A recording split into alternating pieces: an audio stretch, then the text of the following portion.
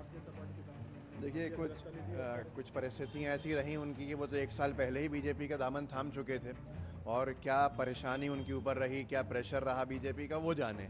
लेकिन ये 1 साल पहले जो लोग सदस्यता छोड़ चुके हैं, विचारधारा छोड़ चुके हैं, जो बीजेपी के साथ बैठे हुए हैं, उनका अब चुनाव से पहले बीजेपी में ऑफिशियली शामिल हो जाना, तो क्या फ़र्क पड़ता है? ये तो पहले ही हो चुका था।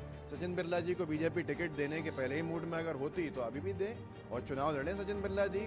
बड़वाह की जनता सचिन बिरला जी की जमानत जब्त करा देगी, क्योंकि उन्होंने जनादेश को धोखा दिया है। जनता ने जो उनको चुन के भेजा था, कांग्रेस के प्रत्याशी को भेजा था, पर वो पहले ही छोड़ चुके थे। अब बीजेपी के पास कोई आ नहीं रहा है, बीजेपी से लोग जा रहे हैं, तो एक ऐसा व्यक्ति जो 1 साल पहले कांग्रेस छोड़ चुका, उसी को दिखा रहे हैं कि ये देखिए हमारे साथ शामिल हो गया।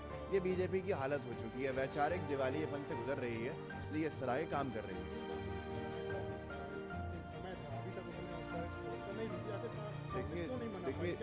देखिए, उनके कुछ ऐसे काम रहे होंगे जिससे बीजेपी की सरकार के आगे उन्हें झुकना पड़ा, और अगर किसी के इस तरह के काम हैं तो कांग्रेस पार्टी फिर उसके साथ वैसे भी नहीं खड़ी होती है, क्योंकि जनता के साथ खड़ी है कांग्रेस पार्टी। जो जनता को ठगने का काम करेगा, कांग्रेस पार्टी उसे मनाने का काम नहीं करती है। हमारे पास अनेक कार्यकर्ता हैं विधानसभा क्षेत्र के अंदर, तो बीजेपी के लिए चिंता का विषय है कि उसको कांग्रेस से कार्यकर्ता की लानी पड़ रही है, प्रत्याशी लाना पड़ रहा है, लेकिन आज की तारीख में उस डूबते जहाज में कोई शामिल नहीं हो रहा है। पुराने लोग जो बीजेपी का दामन पहले थाम चुके हैं, अब उनको वापस अगर लाया जा रहा है तो आप सोच सकते हैं कि क्या परिस्थिति है।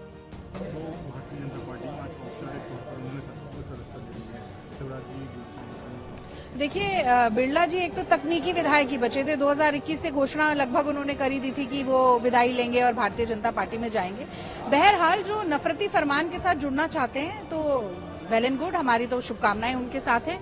मोहब्बत की दुकान, सद्भाव, भाईचारा, सामाजिक समरसता और भारत को कहीं न कहीं आर्थिक सामाजिक रूप से जोड़ने का काम जो कांग्रेस पार्टी कर रही है, उस विचारधारा के लोग हमारे साथ हमेशा आमंत्रित हैं। लेकिन महत्वपूर्ण बात यह है कि वो इसलिए थोड़े दिन लटके रहे कांग्रेस पार्टी में कि उनकी विधायकी चली जाती। अगर वो पहले ही उधर शिफ्ट हो जाते तो मुझे लगता है कि ये थोड़ा पेंशन बची रहे, विधायक का ठप्पा उन पे लगा रहे, इसलिए कुछ दिन नाटक करते रहे कांग्रेस के साथ होने का।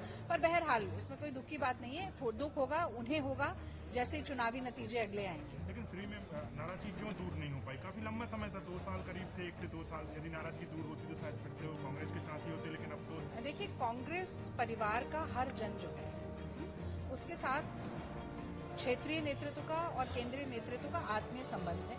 हम पूरी कोशिश करते हैं कि कोई हमारा दामन छोड़ के न जाए, लेकिन बहुत से कारण होते हैं। कई बार व्यक्तिगत महत्वाकांक्षाएं होती हैं, कई बार विधायक अपने क्षेत्र में अच्छा काम नहीं करते और उन्हें डर होता है कि उनकी टिकट कट जाएगी और उन्हें ऐसा लगता है कि दूसरे दल में चले जाएं तो टिकट मिल सकती है। तो कई बार अपॉर्चुनिज्म एक बहुत बड़ा कारण होता है जिसमें वो अपना दल छोड़ के चले जाते हैं। और देखिए, मैं तो ये कहती हूँ कि मेरा दल मेरे लिए मेरी माँ के समान है, और माँ की पीठ में कोई छुरा घोंप के नहीं जाता। माँ के साथ विश्वासघात करने वाले को किस दृष्टि से समाज में देखा जाता है, ये बिरला जी को जल्दी पता चल जाएगा।